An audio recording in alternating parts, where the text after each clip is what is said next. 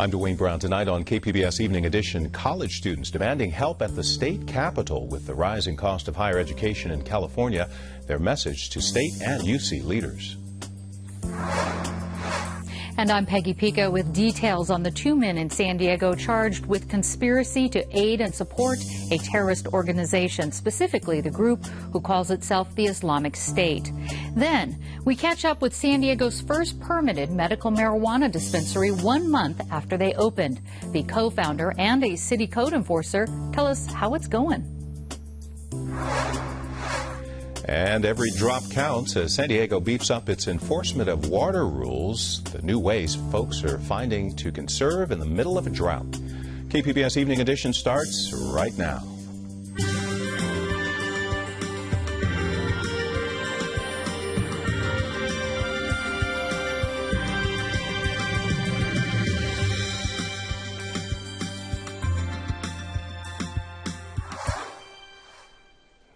Hi, good evening. Thanks for joining us. A counterterrorism investigation led federal authorities to San Diego, raising questions about recruiting efforts of terrorist groups. Two 21-year-old Minnesota men who allegedly traveled to San Diego over the weekend for fake passports made their initial appearance in federal court today. Investigators say they were going to travel to Syria to support the self-proclaimed Islamic State, or ISIS. A judge ordered them to be held without bail. Peggy Pico joins us with more on the alleged plot.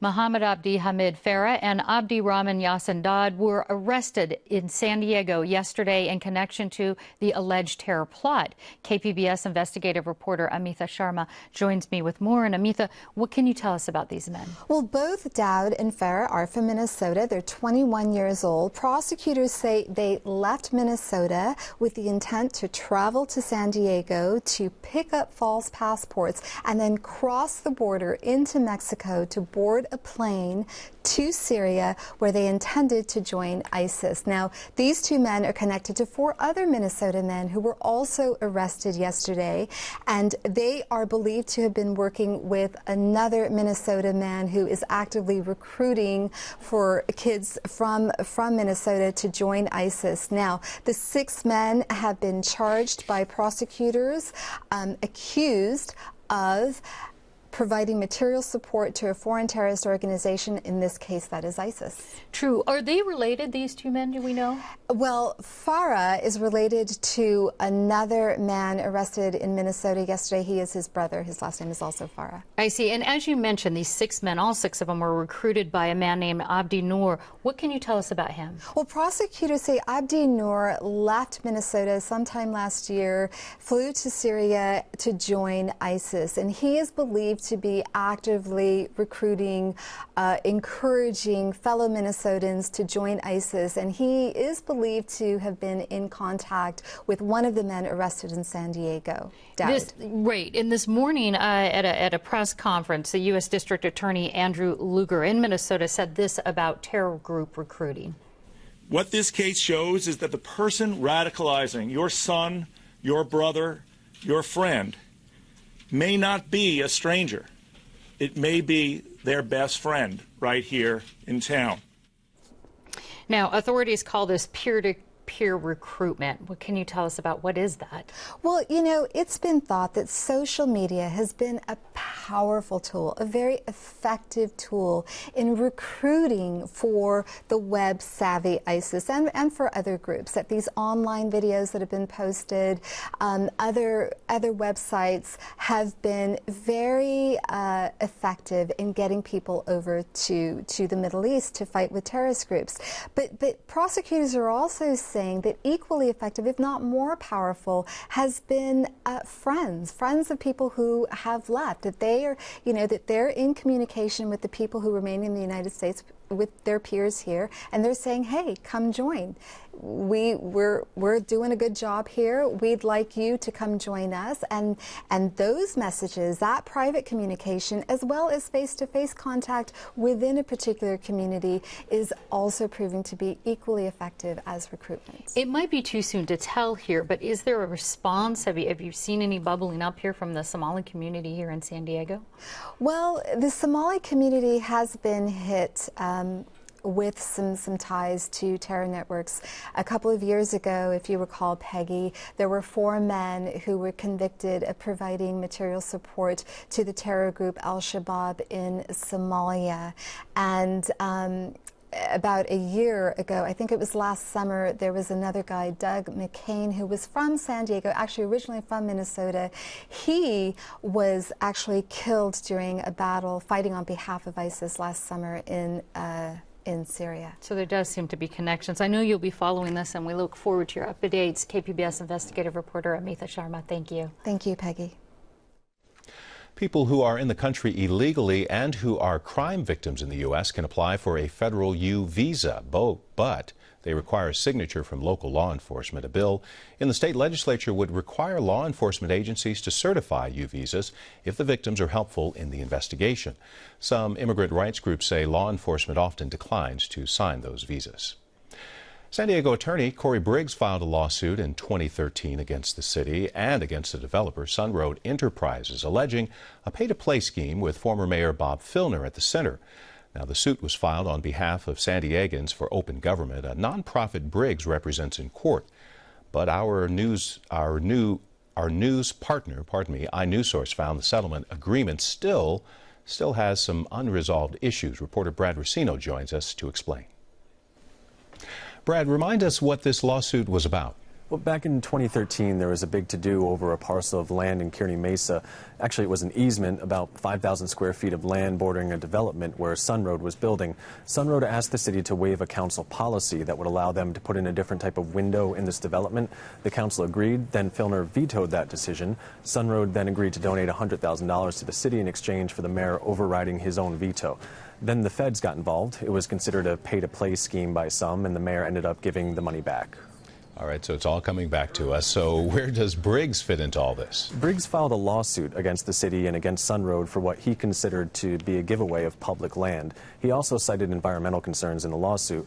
Well, that case was settled last August, but what we found was that it's still not completely settled. The city never received the money for that land. And what were they supposed to get out of it? The settlement terms called for Briggs to receive $135,000, which we're told he did. It also required Sunroad to donate $10,000 to a city park fund. We just learned today that Sunroad did that back in September. But the settlement also required an appraiser to appraise the value of that land and then pay the city that amount after it was determined. That part hasn't happened yet. And while the settlement required this to have happened within a few weeks, we were told last week that the appraiser was just hired.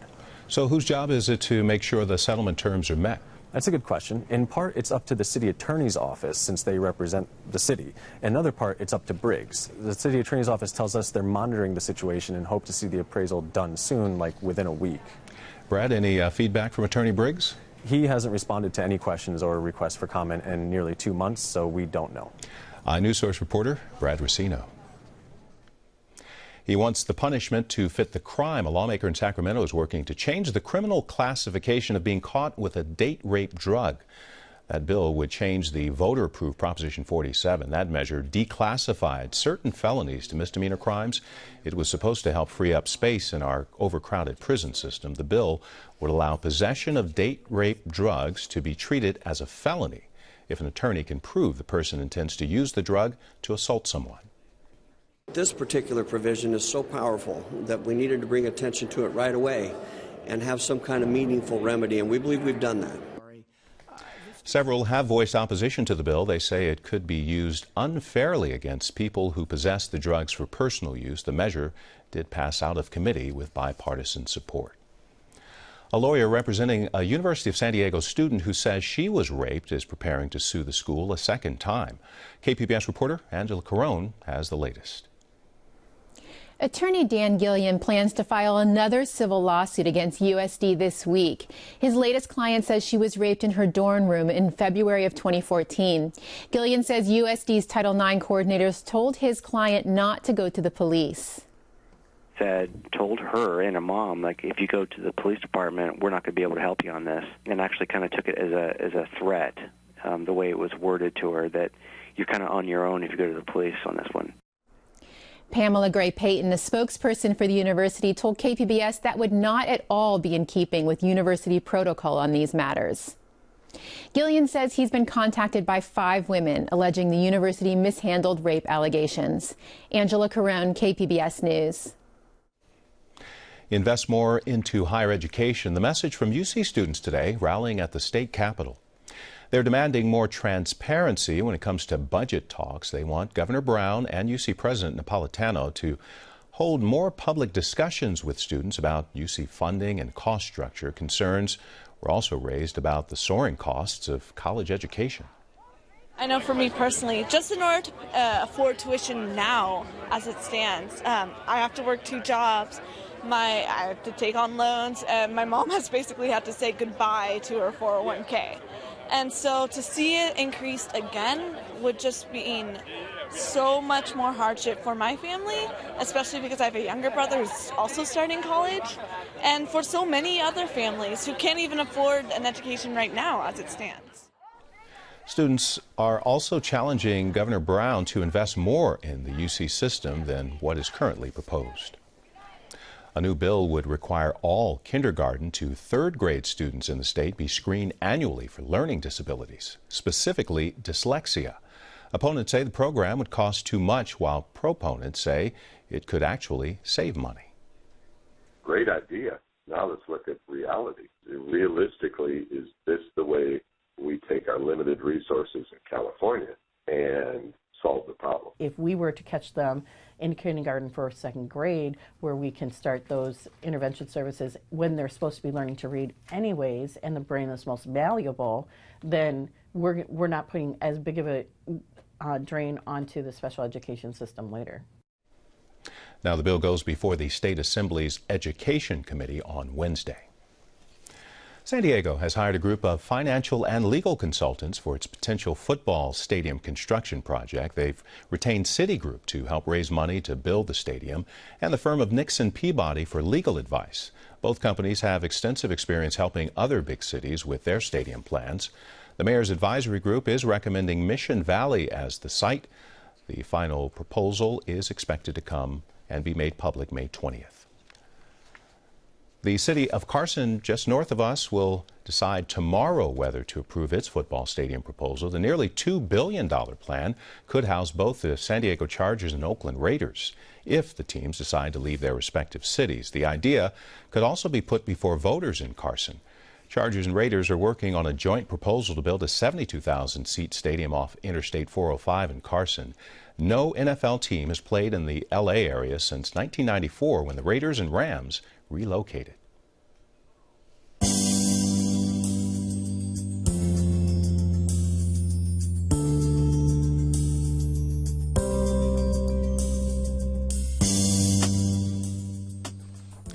State Vector Control are monitoring 2 species of invasive mosquitoes. They have been spotted up and down the coast from Los Angeles to Merced County. So far, there have been no known transmissions from the Asian tiger and yellow tiger mosquitoes. Both have been known to transmit dengue fever in other parts of the world. Officials are urging residents to report any daytime biting mosquitoes with black and white stripes. The way vector-borne diseases work is that if you have the mosquito that can carry that virus from one infected person to the next, then you have that link that can cause local transmission. So, for example, if someone traveled to, say, Indonesia, where they're having a big dengue outbreak right now, and came back with active virus, they could get bitten by one of these mosquitoes, and then that could then pass it on to someone else in their neighborhood in the United States. So, as experts say dumping and draining any standing water around homes is a good idea because these conditions make it easier for those mosquitoes to breed. A state appeals court has ruled a tiered water rate system in San Juan Capistrano is unconstitutional. Today's ruling may have broader implications for other cities who use a similar pricing structure to encourage conservation. The ruling upholds another decision which found charging the bigger water users higher rates violates another law. That law prohibits government agencies from charging more than the cost of a service. This month, Governor Brown ordered the state to cut water use by 25% with specific targets for each city.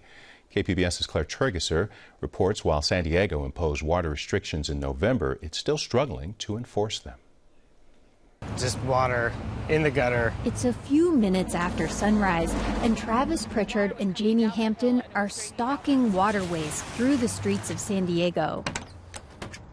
It's right there. You can see it coming off. It's right here. So just complete oversaturation of water, and it's just running off down the sidewalk? Yep. They're in Hampton's old VW van and are trying to find the source of a big puddle by following its trickling gutter trail. Yeah, we just drove right into the storm drain. Three blocks. And it was constantly wet. The entire gutter system is filled with water. Pritchard works for the environmental group San Diego Coastkeeper. He's out scouring the streets for water waste because, he says, the city isn't. Currently, I don't see the city doing any enforcement at all. And what really they need to be doing is out there aggressively finding the problems and following it all the way through until it's fixed. San Diego imposed water rules in November, including only watering lawns 3 days a week for no more than 7 minutes. But the city didn't have enough staff to go out and look for violators. Instead, it asked residents to rat out their neighbors and relied on those reports to find water waste. Do you know how many inches of water that is? That's why Pritchard is acting like a vigilante water cop. Yeah. Mandatory measures without any sort of effective enforcement are just voluntary measures. San Diego Public Utilities Chief Hala Razak told KPBS's Evening Edition the governor's announcement will change that. So part of the requirement that the state is putting on us is that we need to step up enforcement, and we will need to report out how many violations we're issuing, how many citations, and so on. So we are looking into adding a couple more positions to help proactively. People will be driving around looking for water waste, and then there will be formal warnings issued, and then if things are not corrected, possibly citations as well. Up until now, water rule breakers have gotten 3 chances to fix a problem before facing fines of up to $500. No one has been fined so far, even though Razak says a fifth of violators didn't correct their problems right away. Brown ordered San Diego to cut its water use by 20%, so water rule breakers will now have 2 strikes instead of 3. The city will also slash sprinkler use at parks and is restarting a rebate program for homeowners who take out their grass. If the lawn is used actively for in the backyard, kids playing or ball fields and so on, then obviously that is a good use for it. But if it's an ornamental lawn in the front yard, the only time you use it is when you're mowing it, then it really does not belong in San Diego. And then it would overflow way over here. Callie Mack and Philip Roulard got rid of the grass at their San Carlos home years ago. They also save water that runs while their shower warms up, collect rainwater in barrels, and pipe their washing machine's gray water onto their fruit trees. But Mack says there's still more they could do. We're thinking about doing something we saw in Mongolia, using a pressurized pump sprayer. It's a small tank, and you can shower on maybe a gallon or less of water. On average, a 5-minute shower uses 12.5 gallons of water. Max says they don't mind the extra work. I don't think we should be using a resource that's becoming increasingly scarce, and with climate change, we don't really know what's going to happen. Back in the van, water hunters Pritchard and Hampton have found the runoff source. Sprinklers are drenching a small patch of grass at an apartment complex a few blocks away. They've saturated it, and it's just soggy running off. Pritchard snaps a picture with his phone to make a report to the city. He points out that San Diego only cut its water use by 2% last year. We really need to be stepping up as a leader for water conservation, and I see the city just plodding along and doing really the bare minimum or just under that. He hopes the governor's order will spur the city into action. Claire Tregesser, KPBS News. KPBS video journalist Katie Shulov helped produce that story. Well, from water to dirt, students and staff at UC San Diego were on their hands and knees digging through hundreds of pounds of trash. Their goal to demonstrate how much ordinary garbage can be recycled. They call it Trash Sword. It's one of several events at the campus this week, all part of the university's Earth Week celebrations, also happening all over the world. San Diego's first legal medical marijuana dispensary within the city confines has been open for about a month now. Peggy Pico gets an update from the owners and the city on how it's working. The permitted dispensary at Green Alternative in Otay Mesa opened on March 20th. So far, it's being called a success, but there are unanswered questions about the medical marijuana industry here in San Diego. Joining me with details are my guests, co-founder of a Green Alternative, Zach Lazarus, and Assistant Deputy Director of San Diego's Code Enforcement Department, Melody Negretti. And Zach, give us a sense of the types of patients and how many patients you've seen in this first month. Oh, goodness gracious. We've seen about 1,700 patients our first month of operations, and God bless it, there's a lot of people that have cancer, anorexia, a lot of people that have glaucoma, all sorts of medical issues that are coming to see us. How much medical marijuana has the dispensary sold in this first 4 weeks here? About 15 pounds. 15 pounds altogether? Yeah, roughly. Okay. Melody, do you still get complaints about dispensaries that are operating illegally here in San Diego? Yes, we do. And how do you handle those complaints? We go out, do an investigation, and then we immediately issue a notice of violation if in fact there is an illegal dispensary, and those cases are sent directly to the city attorney's office. Give us an idea of some of the codes that are important to follow if you're looking at when people are complaining. One is they have to be permitted. Are there other things as far as the location and things that you have to enforce as far as when it comes to medical marijuana dispensaries? When we initially go out, the permit is the main issue that we're looking for. If you do not have the permit, then you cannot be there, period.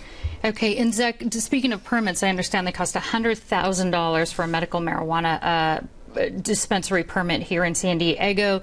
There's 28 in the pipeline. There's 4 that have been approved. How do you expect these new dispensaries to influence your business? I don't believe they're really going to influence our business because we're really here as a non-for-profit outreach to serve the community. We're going to be giving back to the tax bases of this community and create jobs. We've already created 15 jobs. We have a lot of great things going for us. Where does Green Alternative get its medical marijuana from? From our patient collective, from our growers.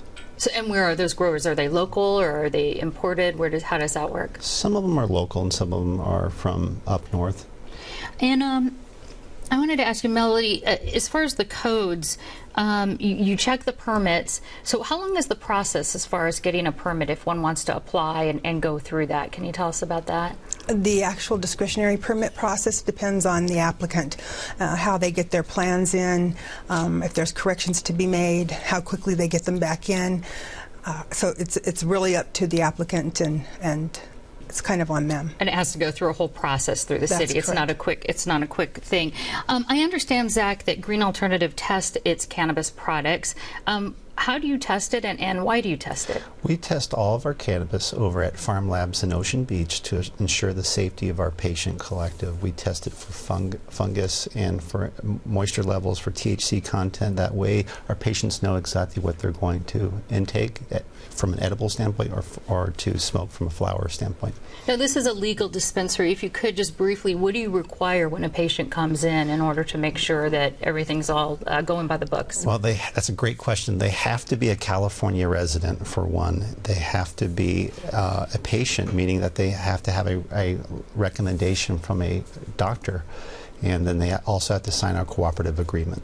And the cooperative agreement says, is there a particular thing it says as far as you being able to that they're a medical patient, pretty much. I see. Yeah. I see. All right. Well, I'm sure you'll keep us posted. Zach Lazarus and Melody Negretti, thank you so much. Thank you. Consumer advocates want to pull the plug on computer monitors, saying they waste electricity and cost consumers millions of dollars. They are asking the State Energy Commission to adopt new rules requiring more energy-efficient monitors. The Commission is looking at whether new rules are needed. I'm Judy Woodruff on the next News Hour, combating the growing hunger crisis in South Sudan. We talk with the head of the World Food Program. That's Monday on the PBS News Hour. The San Diego man who won the Boston Marathon last year came up short today in his bid for another victory. Meb Keflezighi finished 8th today, but he's making headlines for this scene at the finish line. Boston Globe posted this photo online. It shows Keflezighi grabbing the hand of Boston runner Hillary Dion, and they crossed the finish line together. He said he knew they were both having a rough day on the race route, and he just wanted to finish the race with her. Keflezighi, by the way, was the second American to finish this year's race with a time of 2 hours, 12 minutes. He was the first person to win the race last year following the bombing attack. It's feeling cooler in San Diego for the week with a chance of showers by midweek. Cloudy by the beaches over the next few days. Temperatures there in the mid to upper 60s. 70s and 60s expected for the Inland Valley with a mix of sun and cloud. Even cooler in the mountain areas with 60s and 50s. And warming up in the desert, temperatures there in the 80s. Here's a look at what we're working on for tomorrow in the KPBS newsroom on Morning Edition. Covered California's health insurance program for small businesses is being rebranded. How this marketing effort may convince more employers to get on board. And on Midday Edition, the city of San Diego's outreach to the homeless is in transition. The challenge is opening up a permanent shelter in the downtown area. That's tomorrow on KPBS Radio. Of course, you can find tonight's stories on our website, kpbs.org/evening edition. Thanks for joining us. You have a great night.